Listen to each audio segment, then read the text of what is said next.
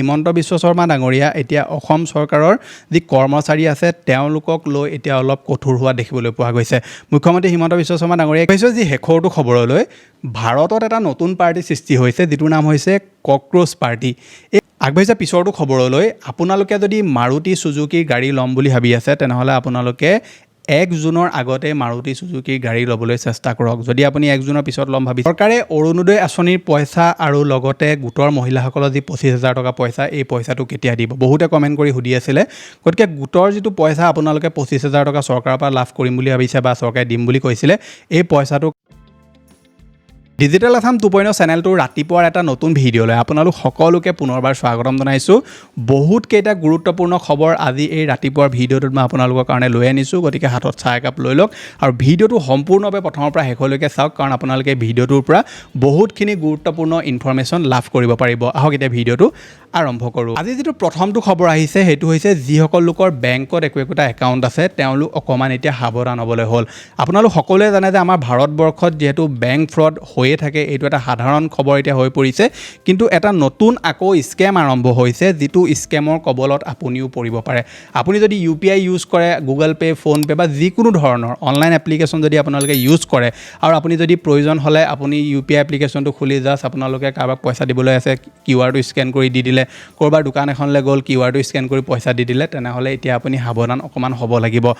এটা নতুন স্কেম আহিছে, যিটো স্কেমৰ কবলত বহুতো মানুহ এতিয়া পৰা দেখিবলৈ আমি পাইছোঁ। লগতে এজন ডাঙৰ সাংবাদিকো এই স্কেমটোত পৰিলে। স্কেমটো এনেকুৱা ধৰণৰ যে আপোনাৰ হোৱাটছআপত আপোনাৰ বন্ধুৰ পৰা এটা মেছেজ আহিব আৰু মেছেজটোত ক'ব যে মোক টকা 2,000 প্ৰয়োজন হৈছে, মোক টকা 1,000 প্ৰয়োজন হৈছে, মই এটা QR দিছোঁ, এই QR টো স্কেন কৰি মোক এই পইচাটো দি দিয়া। এতিয়া আপোনাৰ লগত যদি কোনোবা এজন বন্ধু বহুত ভাল, ঠিক আছে, যিজন বন্ধুক আপুনি পইচা লেনা কৰি থাকে, তেওঁ যদি কয় যে মই ইমাৰ্জেঞ্চিত আছোঁ, মোক টকা 200 দি দে বা টকা 1,000 দি দে, মই তোক অলপ পাছত দি আছোঁ, আপুনি সেই পইচাটো নিশ্চয় তেওঁক দিবই দিব। গতিকে এনেকুৱা ধৰণৰ এতিয়া স্কেম আহিছে, যি স্কেমৰ ফলত কি হৈছে, কাৰোবাৰ মোবাইল ফোনটো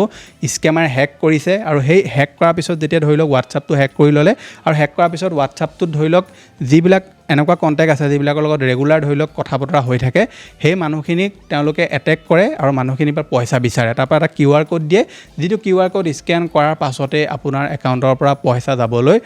আৰম্ভ হৈ যায় আৰু আপুনি গমেই নাপায় যে পইচাটো একচুৱেলি গৈ ক'লৈ আছে। যেতিয়া আপুনি আপোনাৰ বন্ধুজনলৈ ফোন কৰে বা ব্যক্তিজনলৈ ফোন কৰে, তেতিয়া তেওঁ কয় যে মইতো হোৱাটছআপত মেছেজে কৰা নাই। গতিকে আপোনালোকলৈ যদি হোৱাটছআপত যিকোনো ধৰণৰ এপ্লিকেশ্যনৰ লিংক আহে, বিশেষকৈ PM কিষাণৰ ৰিলেটেড এটা লিংক ভাইৰেল হৈ থাকে মাজে মাজে, যিকোনো ধৰণৰ APK য'ত এপ্লিকেশ্যনটোত লিখা থাকিব .apk বুলি, তেনেকুৱা যদি ফাইল আপুনি আপোনাৰ হোৱাটছআপত পায়, সেই ফাইলটোত আপুনি কেতিয়াও ক্লিক নকৰিব, ইনষ্টল কেতিয়াও নকৰিব। যদি বাই চান্স আপুনি ইনষ্টল কৰিলে, তেনেকুৱাত কি কৰিব, আপুনি আপোনাৰ হোৱাটছআপটো এবাৰ লগ আউট কৰিব, আকৌ লগ ইন আপুনি কৰি ল'ব। ফেচবুকৰ বা জিমেইলৰ বা যিকোনো ধৰণৰ ছ'চিয়েল মিডিয়া প্লেটফৰ্মৰ বা আপোনাৰ UPI এপ্লিকেশ্যনৰ আটাইসমূহৰ পাছৱৰ্ড আপুনি লগালগ চেঞ্জ কৰি দিব, যদি আপুনি বাই চান্স ভুলবশতঃ এনেকুৱা এপ্লিকেশ্যনত ক্লিক কৰিছে। গতিকে UPI এপ্লিকেশ্যন যদি ইউজ কৰে আৰু আপোনালোকলৈ যদি কোনোবা বন্ধুৱে আগত পইচা নিবিচাৰে, তেওঁলোকে হঠাৎ পইচা বিচাৰিছে, এবাৰ কল কৰি আপুনি ভেৰিফাই কৰিব যে হয় তয়ে হয় নে নহয়। যদি নহয়, তেনেকুৱা ক্ষেত্ৰত আপুনি গম পাব যে সেই ব্যক্তিজনৰ হোৱাটছআপটো অলৰেডি কম্প্ৰমাইজ হৈছে আৰু তেওঁ একাউণ্টটো হেক কৰি কোনোবাই বেলেগৰ একাউণ্টলৈ পইচা বিচাৰি মেছেজ কৰি আছে। গতিকে সাৱধান হ'ব আৰু এই খবৰটো আপুনি সকলোৰে লগত শ্বেয়াৰ কৰিব। আগবাঢ়িছে পিছৰটো খবৰলৈ। মুখ্যমন্ত্ৰী হিমন্ত বিশ্ব শৰ্মা ডাঙৰীয়া এতিয়া অসম চৰকাৰৰ যি কৰ্মচাৰী আছে তেওঁলোকক লৈ এতিয়া অলপ কঠোৰ হোৱা দেখিবলৈ পোৱা গৈছে। মুখ্যমন্ত্ৰী হিমন্ত বিশ্ব শৰ্মা ডাঙৰীয়াই গুৰুত্বপূৰ্ণ কথা তেওঁ বৰ্তমান ক'লে। পেঞ্চন লাভ কৰে, পেঞ্চন লাভ কৰা লোকসকলৰ কথা কৈছে যে জীৱনৰ মূল্যৱান সময় ৰাজ্য আৰু সমাজৰ সেৱাত উৎসৰ্গা কৰা চৰকাৰী কৰ্মচাৰীসকলে অৱসৰৰ পাছতো সন্মান সহকাৰে জীৱন নিৰ্বাহ কৰাটো তেখেতসকলৰ অধিকাৰ। কিন্তু বহু ক্ষেত্ৰত পেঞ্চন লাভত হোৱা অযথা বিলম্বনত পৰি তেখেতসকলে মানসিক সমস্যা আৰু আৰ্থিক অসুবিধাৰ সন্মুখীন হৈ আহিছে। এই অৱস্থা কোনোপধ্যে গ্ৰহণযোগ্য নহয়। পেঞ্চন প্ৰক্ৰিয়াকৰণৰ জবাবদিহি নিশ্চিত কৰিবলৈ আমাৰ অসম চৰকাৰে কঠোৰ পদক্ষেপ গ্ৰহণ কৰিছে। নিৰ্ধাৰিত সময়সীমাত পেঞ্চন কেছ নিষ্পত্তি নকৰিলে দায়িত্বত থকা বিষয়াৰ ওপৰত আৰ্থিক জৰিমনা বিহা হ'ব। লগতে আন কিছু সৰলীকৃত প্ৰক্ৰিয়াও আমি আৰম্ভ কৰিছোঁ। গতিকে আমি দেখিবলৈ পাওঁ যে এজন ব্যক্তি যেতিয়া ৰিটায়াৰমেণ্ট লয়, ৰিটায়াৰ হোৱাৰ পিছত তেওঁ কি হয়, পেঞ্চনৰ কাৰণে দৌৰিবলগীয়া হয়। বোলে আজি গুৱাহাটী গ'ল, আজি আমুকলৈ গ'ল, বোলে আমুক অফিচাৰৰ লগত আমি যোগাযোগ কৰিব লাগিব, আমুকটো ফাইল বিচাৰিছে। গতিকে মানুহজনক বহুত হাৰাশাস্তি কৰা দেখিবলৈ পোৱা যায় আৰু কিছুমান মানুহতো ডিপ্ৰেছ ডিপ্ৰেশ্যনতো গুচি যোৱা দেখিবলৈ পাইছোঁ গতিকে বৰ্তমান চৰকাৰ অলপ কঠোৰ হৈছে আৰু তেওঁ কৈছে যে পেঞ্চনৰ কামত যদি কোনোবাই ধৰি লওক বেমিজালি কৰে মানুহজনক যদি বেছিকৈ দৌৰায় বা তেওঁ কামটো শ্ল' কৰি থৈ দিয়ে তেনেকুৱা ক্ষেত্ৰত সেই লোকসকলৰ ওপৰত চৰকাৰে এতিয়া কঠোৰ শাস্তিমূলক ব্যৱস্থাও গ্ৰহণ কৰিব পাৰে বা তেওঁৰ ওপৰত সেইসকল লোকৰ ওপৰত চৰকাৰে এতিয়া একশ্যন ল'ব বুলি কৈছে গতিকে এইটো যথেষ্ট ভাল পদক্ষেপ বুলি ভাবিছোঁ ইয়াৰ ওপৰত আপোনালোকৰ মতামত কি নিশ্চয় তলত কমেণ্ট এটা কৰি জনাবলৈ একদম নাপাহৰিব আগবাঢ়ি যোৱা পিছৰটো খবৰলৈ অসম বিধানসভাত এটা গুৰুত্বপূৰ্ণ সিদ্ধান্ত গ্ৰহণ কৰিছে ৰঞ্জিত কুমাৰ দাসে কৈছে যে বিধানসভাত নাথাকিব এতিয়াৰ পৰা বিলাসী হোটেলৰ মিঠাই থাকিব কেৱল পিঠা এখন নিমকি সৌজন্যমূলক চাহ মেলত থাকিব নাৰিকলৰ লাড়ু আৰু কুকিজ এয়া কোনোবাই খালে খাব বা নেখালে নাই গতিকে এতিয়াৰ পৰা বিধানসভাৰ যি ধৰি লওক কেণ্টিন থাকে বা যি তেওঁলোকৰ চাহ মেল থাকে তাত কোনো ধৰণৰ এনেকুৱা একদম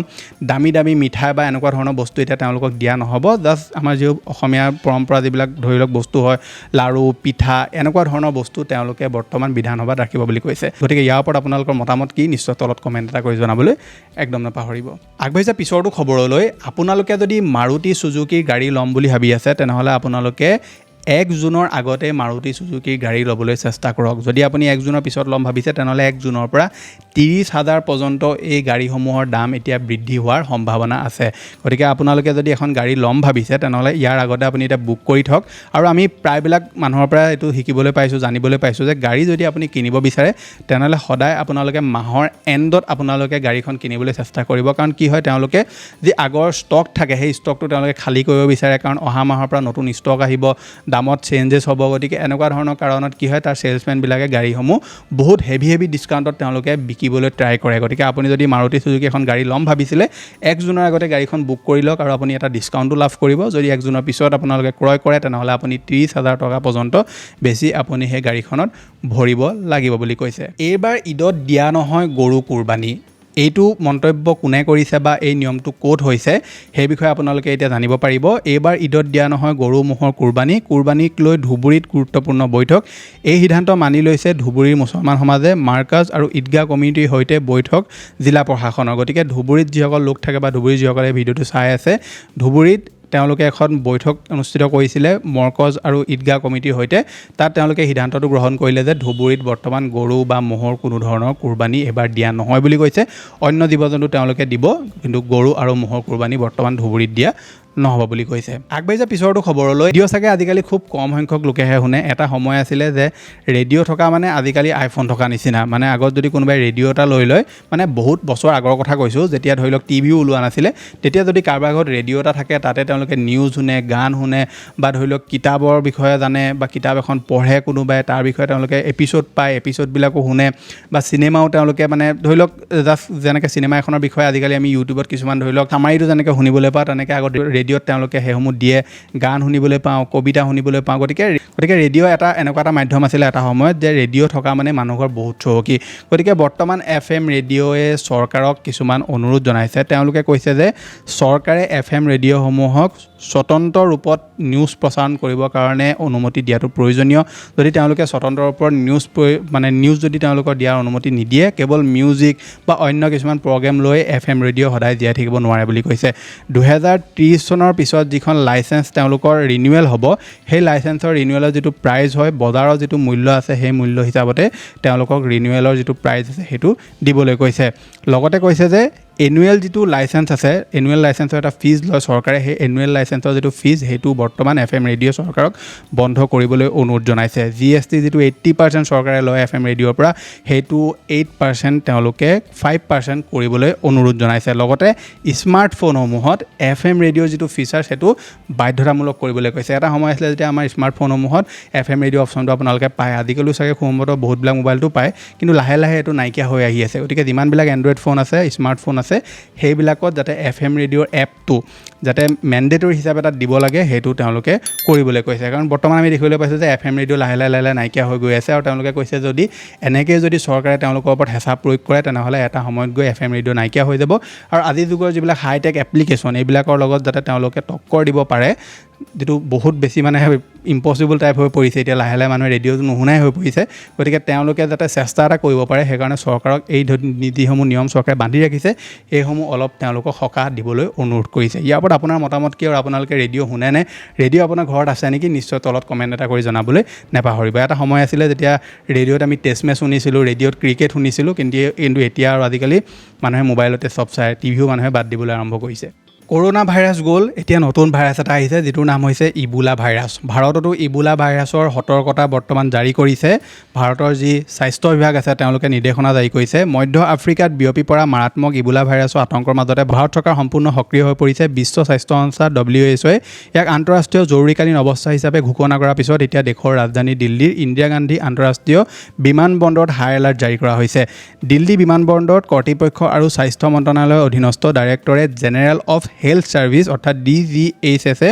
বিদেশৰ পৰা অহা যাত্ৰীসকলৰ বাবে এক বিতং স্বাস্থ্য নিৰ্দেশনা জাৰি কৰিছে এই নিৰ্দেশনা বিশেষকৈ সেইসকল যাত্ৰীৰ বাবে জাৰি কৰা হৈছে যিসকলে এই ভাইৰাছৰ দ্বাৰা আটাইতকৈ বেছি প্ৰভাৱিত হোৱা দেশসমূহৰ পৰা পোনপটীয়াকৈ ভাৰতত উপস্থিত হৈছে এই তিনিখন দেশৰ পৰা অহা যাত্ৰীৰ ওপৰত বিশেষ নজৰ ৰখা হ'ব